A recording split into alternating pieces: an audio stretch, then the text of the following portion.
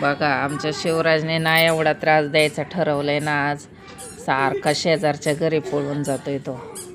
आणि आज एवढं ऊन आहे ना की काय सांगायलाच नको.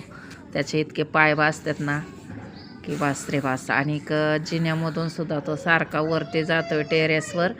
तर मध्ये खुर्ची मांडली, त्या खुर्चीच्या कडेने साईडने जातोय, खालून जातोय आणि ऐकतच नाही. तर तनू गेली आणायला आणि त्याच्या आधी एकटाच गेला होता.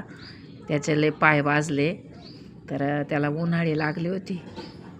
आणि आत्तासुद्धा बघा तो एकटाच गेला आहे आणि तनू त्याच्या पाठीमागं गेली त्याला आणायला. पाय लय भाजतात टेरेसवर, पण पोरगं काय ऐकत नाही. लय त्रास दिला आहे त्याने आज आम्हाला.